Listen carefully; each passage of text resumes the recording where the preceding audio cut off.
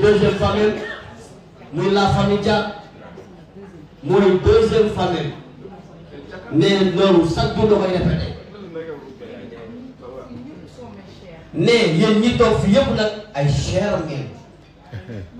waaye nag loo gis dafa am koo xam ni dafa ànd ak niveau. Ne ki ànd nag ak niveau. Ne li may wax ni sax moom neexu ko. Ne li muy wax nii moom kat bëgg ko.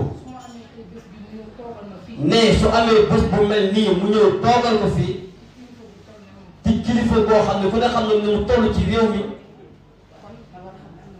kon ngeen war a xam ne kilifa googu am na fu mu teg na fi ne sa